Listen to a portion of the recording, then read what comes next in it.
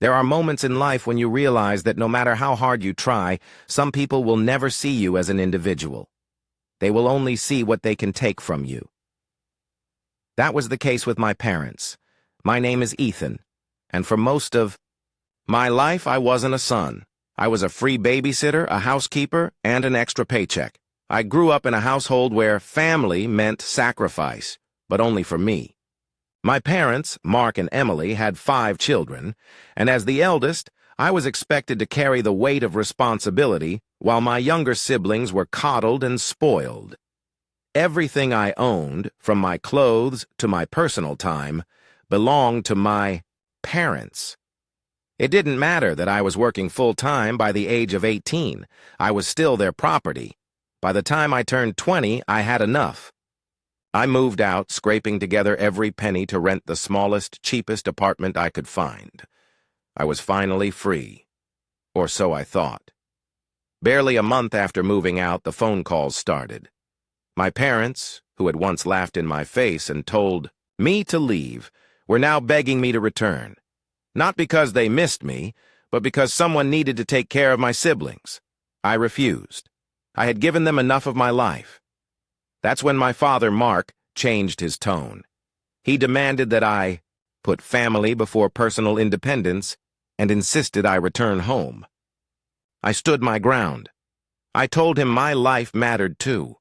His response: "Let's see how long you last without us." Well, I lasted just fine. And when they realized I wasn't coming back on my knees, they went silent. At least for a while. Months passed, and the tension between us never truly faded.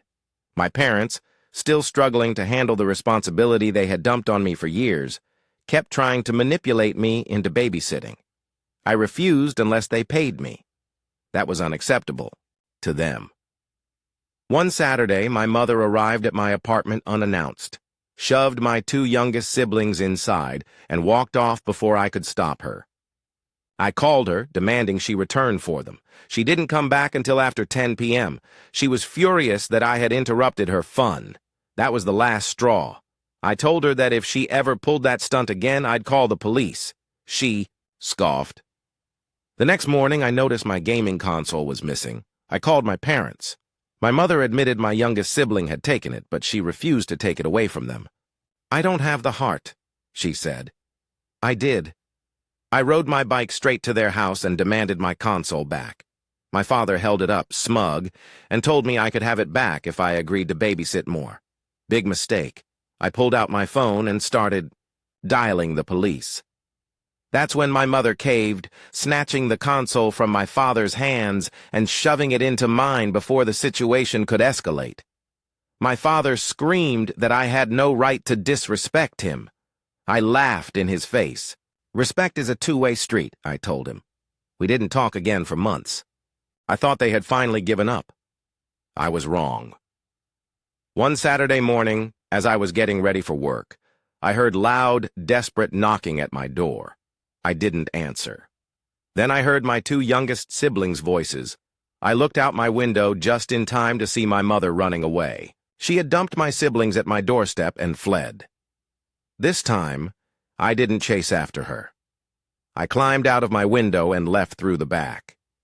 Then I called my neighbor, an elderly woman who knew about my situation, and she called the police. By the time my mother realized what had happened, my siblings were already in the hands of law enforcement. The phone rang. "How could you do this to me?" she shrieked. I stayed calm. "So you did leave them there without making sure I was home?" Silence. Then, a week. How was I supposed to know?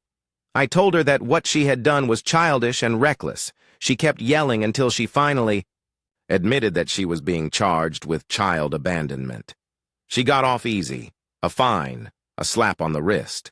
My father, who hadn't known what she had done, was furious. And me? I was laughing. For the first time in years, I was invited home for Thanksgiving. I knew it was a trap, but I went anyway, partly out of curiosity, partly to prove that they had no control over me anymore.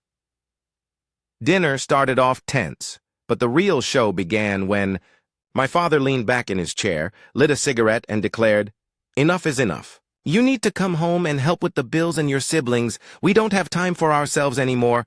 I simply said, "No." He tried to command me. I repeated, "No." Then he lost it. He lunged at me, but I was ready. I kicked him, right in the groin, steel-toed boots and all. He collapsed, groaning in pain, and as he tried to get back up, I hit him hard enough to send him crashing to the floor. I grabbed a turkey leg off the table, took a bite, and walked out. They never saw me again after that. I wish I could say that was the end, but it wasn't. Months later, my parents stormed into my apartment, accusing me of ruining their lives. My mother had been pregnant. She had suffered a miscarriage after a fall. Somehow, in her twisted logic, it was my fault. My father was angrier than ever. He threw a punch. I dodged, then hit him so hard I broke his nose and knocked out 2 teeth. The police were called. I was handcuffed, but security footage proved I had acted in self-defense. My father was left with medical bills and a bruised ego. Now, they want to sue me. I don't care, I'm done. They lost control the moment I walked away. My siblings now see me as their hero, and when they turn 19, they plan to leave just like I did. As for me, I have a better job, a future, and the knowledge that no matter how much they tried, they never broke me. Mark and Emily, if you're reading this, leave me alone. I am not your property. Thank you for watching if you haven't subscribed. Yet please do so and hit the notification bell to stay updated with more shocking real-life stories happening around you.